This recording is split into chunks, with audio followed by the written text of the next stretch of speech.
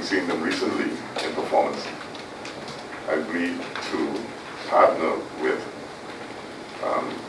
some members of the community to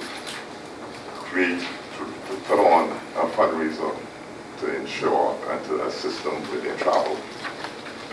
I'm going to ask Ms. Pinder Gandhi, who's been instrumental with the program, to explain a bit of what happened and what we did to assist this young group of entertainers and performers. For this amazing group of young men led by Nat Adams, they totally wowed a crowd of spectators at Sappadilla Estate the other evening. So one day, Mr. Biat Schlagenhoff, he approached Ms. Elaine Pinder, who's the CEO of Sappadilla.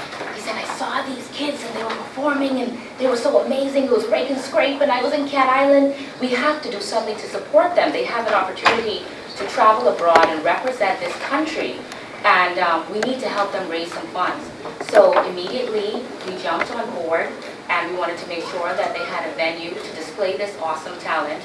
Our CEO, Elaine Pinder, of course, she also has a passion for the development of our youth, for culture, and of course the arts. And so it was really no-brainer that we become a strategic partner in this amazing event. We were able to raise quite a bit of money, and I'm sure that they'll tell you about that, but there was a live auction and everybody participated.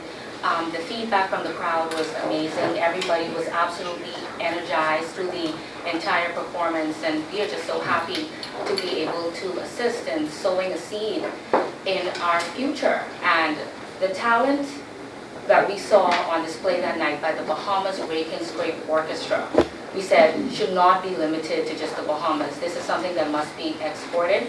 And so, of course, after Biat and the minister said this is what we want to do, we came on board to assist with those efforts.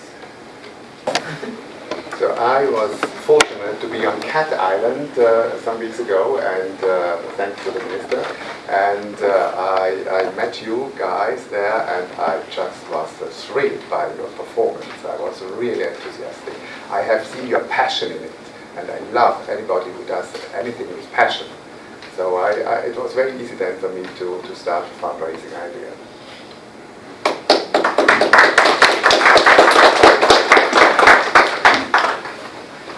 Band Director, Mr. Adams. Well, good afternoon. Indeed, this is a great opportunity for more so the guys than it is for me. They are awesome. They're dedicated, committed to what they love, and that is music. And I'm just happy to be able to introduce Rake and Scrape to them as it was introduced to me as a young age. And I did not do it by myself. I had Miss Joy Roll, who is the head of department at Gerald Cash Primary School. She was very instrumental in helping me to get the program off the ground. And I'd like to thank and commend her for all of the support that she's given me throughout this time.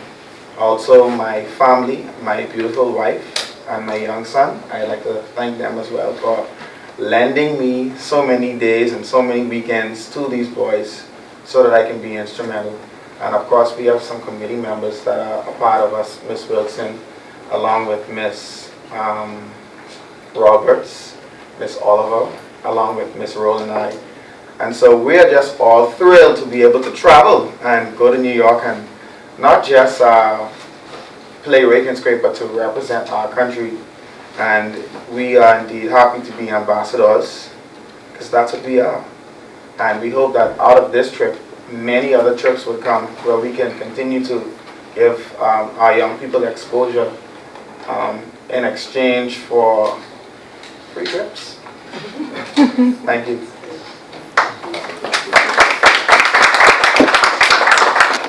I better frame this presentation after that says that you get free trips. You know, I'm going to make sure we're going to have a run on this ministry. But this is how things happen in the world of creativity. I just want to give you all a quick brief as to what happened to bring us to this day, and so everyone knows the whole story. By the way, I spoke with Charles Carter this morning, boys and girls, who is the person who coined the phrase rake and scrape. Right? And I spoke with him this morning and told him about the excitement that is building up about the next generation of people who will carry on the art form. Nothing lives unless someone else wants to do it. This is how Rake and Scrape lives. So it's a great honor and privilege for our ministry today to be a part of carrying on this tradition. That's really what we are doing it for. Our interest in is not to just recognize Blind Blake and the icons we recognized last week, Joe Spence, etc., Sidney Poitier. They're all greats, they've done their thing. It is really the job in this building that every time someone walks into this building, I'm trying to figure out if you could be the next Sidney Poitier, if you might be the next Amos Ferguson, if you might be the next George Simonet. That's what we're always trying to figure out. So don't mind funny looks we give you, that's all we're looking for.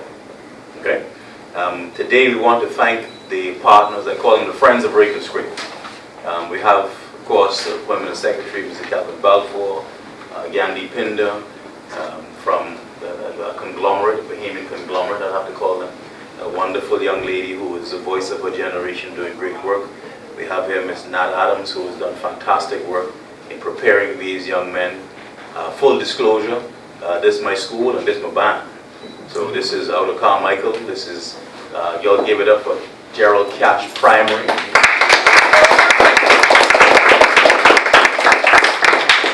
The school right on the southern end of Flamingo Park, where this summer, by the way, if people want to see what camps are really like, you want to go down and check out what's happening at Gerald Cash Primary, check out what's happening on the park, and see young people's lives being transformed. Transformation also happens in the context of a globalized scenario that we're in, so nothing happens on its own. We've been playing Rake and Scrape in Cat Island for 100, 200 years. Very few people knew it, very few people could understand it, even less could actually play it. And what we're doing now with our portfolio PS of cultural exchange is that we're going to expose other people to these things we have and see what happens. That's what exchange is all about. This is how you light a spark, right? That's how you light a spark. And so I have some very interesting friends and colleagues that I try not to expose to my world of politics and craziness. But I met this good gentleman here, Mr. Schloggenhoff, and he said he'd never been to an island in the Bahamas, although he now calls the Bahamas home. He says, I've heard a lot about it, I've never been to an island. Which island should I go to? So I'm like, boy, you got some nice ones. You got Harbour Island, Abaco, you got running water, this, that, and the other. You got the Exumas, and you have this. You got Staniel Key and beautiful beaches. I said, but now next week I'm going to Cat Island.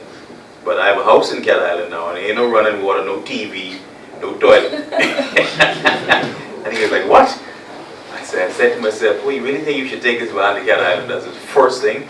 He lives, close to Lake Geneva in Switzerland, and has all the accoutrement of the modern world. And I said, yes, I should take him to Cat Island, because it is really where we come from. It's where I come from, and it's really what the Bahamas is actually all about. And so we took him. He woke up the first morning and said, boy, there's a big thing in my room. And we went in there with crab, and when crab were this big. But we took him. Similarly, 2 years ago, I saw these kids playing under the direction of Nat Adams over Gerald Cash Primary. Shout out to Cosetta Johnson also. She's an Arthurstown girl, the principal of Gerald Cash Primary. So Miss Cosetta, wherever you are. And I was talking with her, and she said, these kids have never been to a family island. And where should you take them? I said, well, they play Rake and Scrape. Only one place they could go. Only one place you could go. And so I said last year, I said, okay, I'm going to take them with me to Cat Island, and they'll go in the Rake and Scrape Festival in the competition. The first night when they opened, we decided we'd take them out of the competition because no one there could beat them. No. And so they did the individual trio pieces, but we wouldn't let them in the competition anymore. And plus, they'd say, the minister might have been gerrymandering the results. So we didn't want them to compete. And that year, I think it was the first time many of them that would have really seen a family island, real family island. First time being in that environment, and they had a fantastic time. But what it did, it awoken something in them that was from their ancestors. See, these music carries a spirit, a tone, a temperature, a texture that is handed down. Everybody can't play music. Everybody can't understand certain rhythms because it ain't in you. It's just not in a little Jeep that they have on the Gatorade going, they ask you, what's the question they ask? Is it in you? Well, this particular kind of music, breaking straight, there's 17 movements in it, and it's an offbeat. Everybody can't do it. It has to be in you. But they felt something on that island last year that awoken this spirit in them, and here we are today. They came back again this year, and chance would have it. I don't have the mental capacity to really set up things properly, so I let God kind of lead me every day. And chance would have it that they were on stage playing. Beat had taken a massive leap of faith and come to Cat Island with me from Geneva. I mean, I don't know if you all know what a quantum leap that is, from Geneva to Cat Island, but you could have fallen off the planet. Or at least thought you had fallen off the planet. That's why Columbus thought the whole world was flat. When he reached Cat Island, he said, this is a different world. And two teachers from Gerald Cash Primary were dancing. And I go over to them, we're talking, and they say, you know, we have an invitation to go to New York in October. And we don't know what we get. That we started our fundraising. I want the public to know. See, keep this in mind. They said, we've started our fundraising. People come to the ministry and they ain't doing nothing for themselves yet. They come to us. The government should, but no, the government ain't. Yeah, there's a hand come, hand go thing. As you stretch your hand, we stretch our hand towards you, right? And everybody deserves a chance. And so they said they'd already started their fundraising, which I was very impressed with. The kids had already started raising funds. I think they'd raised over $4,000, right? But they didn't know how they'd get to New York. They needed about 25 to get all of these kids organized and out there. So I said, well, that's good. You know, we'll talk about it. I said, well, anyway, if you all want to, we'll look at doing something with you all later in the year. 15 minutes later, the guy walks over and says, man, these kids need exposure. Someone has to see what they can do. This is incredible, as he says. This is incredible. Incredible. And we say, well, when we go back to Nassau, we'll hook it up and we'll raise a couple $2 for them. And so everything came together wonderfully.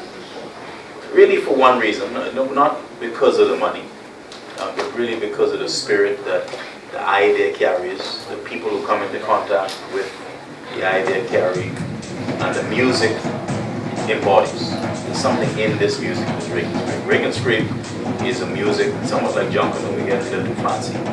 Rig and Scrape is a music for people who had nothing. And it was the evening time, and they had a little moonshine, and they wanted to dance. That's why I had to put together some music.